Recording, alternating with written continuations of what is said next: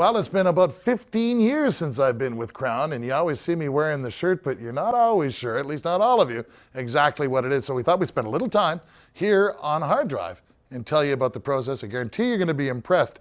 And here to help me do it is my friend Freeman Young. First, we're going to talk about the process and then about some of the other things that you can get done with your car in a Krown shop.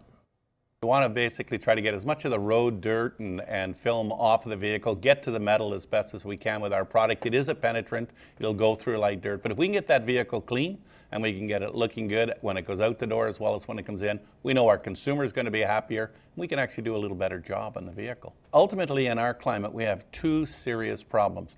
One is the differential in temperature. It gets very hot, maybe through the day, cool at night.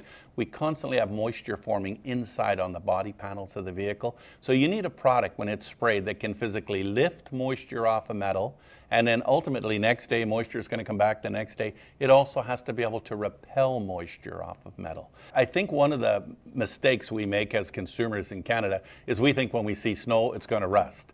But the reality is there's more corrosion takes place in the spring of the year. In the spring of the year we get the greatest temperature differential, and we've got all that salt from the roads that have been put on through the winter, and it actually physically settles inside the fenders, inside the rockers, some of it even inside the doors and on the seams. So if you would actually go in, spray that vehicle at that point in time, your vehicle is going to be in better shape. What we've done that we think is kind of unique, we've built a library for virtually every vehicle that's on the road. It's on our internet site, and every shop owner as well as every sprayer can access it to find exactly where the hole needs to go. We actually provide a picture, but no more holes than what we need. It's the areas that you don't get to. It's the pillars, for example, around your windshield that allow that corrosion to develop around the windshield casing. It's the inside of the rocker panel where it actually folds and comes to the frame of the vehicle or to the shell of the vehicle. It's where it's going to corrode. So if you don't actually go into those compartments, spray them properly, you're probably not doing yourself a lot of good by having a vehicle sprayed anyways. It's probably much simpler than a lot of people think, but there's things we do under a vehicle that no other company does. For example, something as a mechanic that you'd appreciate, top of your shock towers actually have a bearing area in them that allows them to move as the vehicle goes up and down. We're the only company I know that has a rod designed to go up the top of the shock tower and actually treat that area of the vehicle and keep that bearing in good shape. Over top of a gas tank, the sending unit, which is probably going to cost you $1,000 if it goes, is sprayed. Wiring harness is sprayed underneath. All the lines for your brakes, the lines for your gas.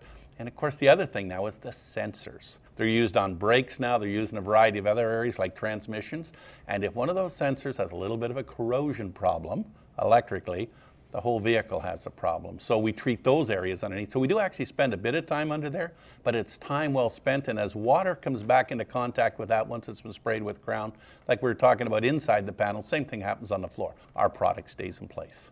And in order to do that, the chemicals that we are using basically have the ability to break the surface tension of water, which simply means it can go right underneath it. And once it lifts it off, it creates a surface that actually will repel water inside your car, in all the rocker panels, door panels, any place moisture can get to. Same thing's happening, and it consistently happens over the year.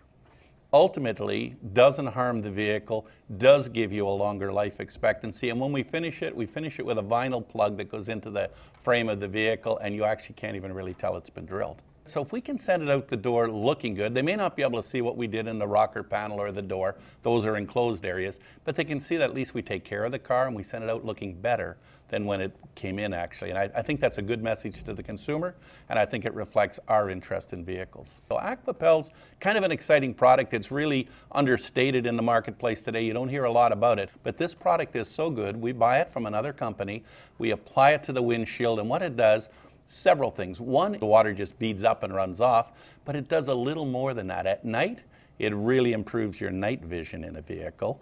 And the other thing is, it's so crystal clear when you're looking out through the windshield that you get a better look at things. They say it'll stop about 20% quicker only because you react quicker because of what you can see through that windshield. You know, if you look in my driveway, you'll see one newer car that belongs to my wife. But everything else in there is at least 12 to 15 years old.